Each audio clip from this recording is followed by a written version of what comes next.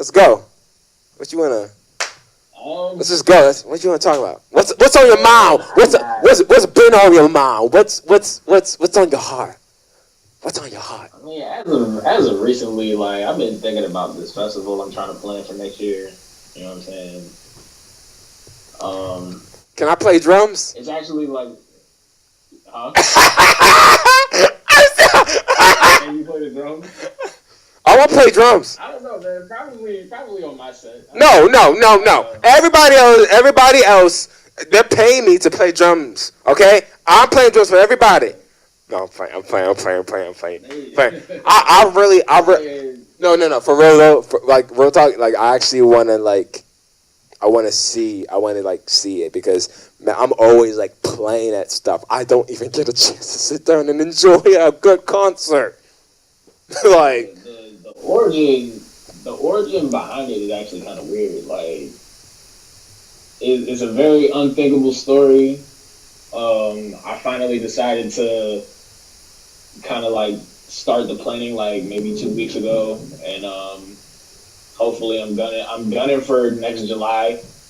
Name of the festival is called Backyard Boogie.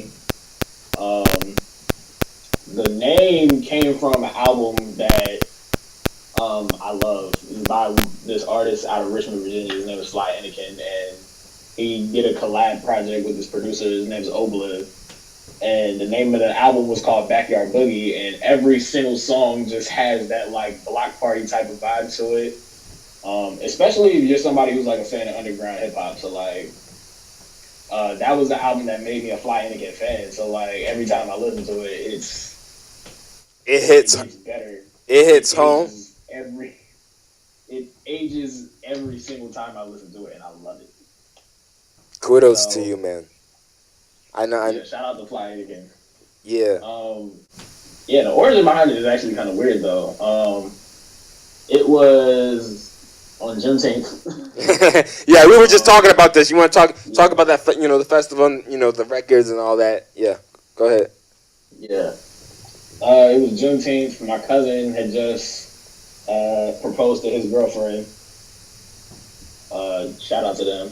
And we, they wanted to take pictures with the family and with the friends, pretty much everybody who witnessed the moment happen. Yeah. We went into the backyard and we're taking pictures on the deck, like on the stairs of the deck. And, while we were in between shots, I was kind of like pacing back and forth along the top level of the deck. And I was like, it's actually a pretty reasonable size deck for a stage. And especially, being in a pandemic where everything is closed and, all the music festivals and all the concerts that people are throwing on have been pretty much postponed to like next year, almost as late as like maybe 2022. And it's like, maybe if all of this stuff kind of calms down, I can do some type of festival or some type of concert to kind of just get myself back into the groove of being on stage, because I haven't been on stage since the last Tuesday of January. January 28th was the last day I was on stage. Sheesh. Before all of the madness happened. And yeah, man. Unless the idea for Backyard Boogie was born, and originally I was gonna have it in my aunt's backyard. Like the deck was gonna be the stage, and pretty much the entire yard was just gonna be, the audience or whatever. And were you guys gonna have like were you gonna have like camps? Not to interrupt, but were you gonna have like cameras just like at you with the audience and stuff like that?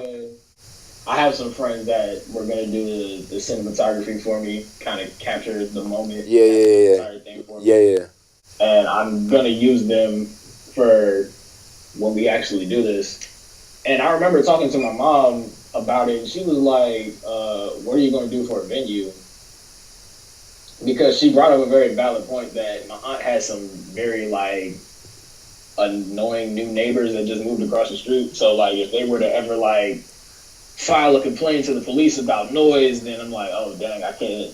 Yeah. I don't want to get shut down. So then I kind of like started doing my research and trying to find another venue to have it at, and I'm hoping to uh, put it on at the Merriweather Post Pavilion in Columbia, Maryland. It's an outdoor venue.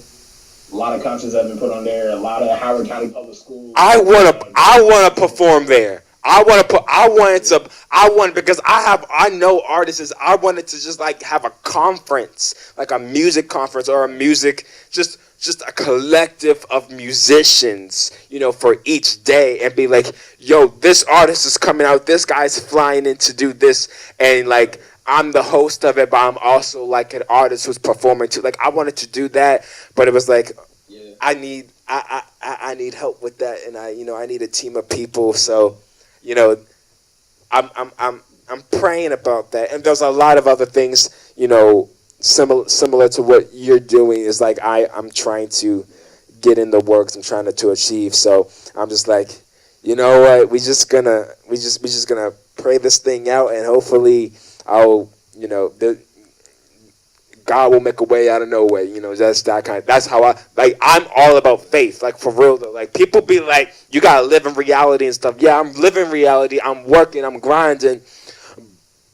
But you gotta understand that the world is not logical. This life don't operate logical. Not everything is step 1, step 2, step 3. You know what I mean? It's just not like ABC. Sometimes you got your good days, and sometimes you got your bad days. You feel me? Like the other reason why I kind of wanted to plan this is because I was like trying to perform at some of the local fine arts festivals this year, like Artscape and the Columbia Music and Arts Festival. And when the pandemic kind of hit and they shut everything down, they had to postpone all of that stuff until next year. So it was like, dang, that kind of took a toll in my what I was trying to.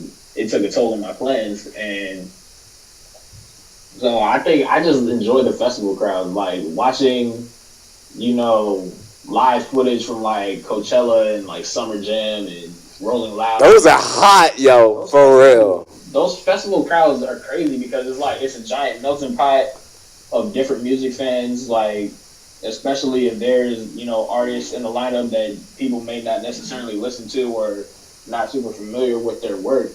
It kind of gives them a chance to like listen in and like really tap into what their artistry is like.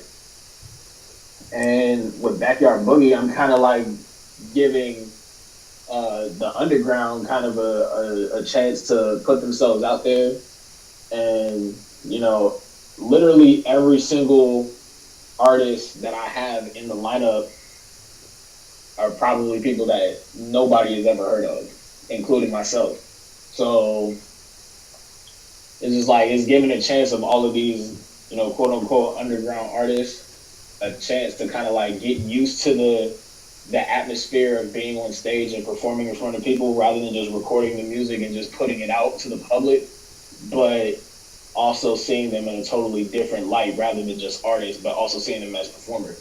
Because sometimes you got to separate the art from the artist and separate the energy.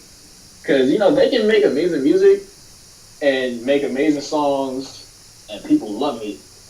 But the moment they, perform live, the energy's not there.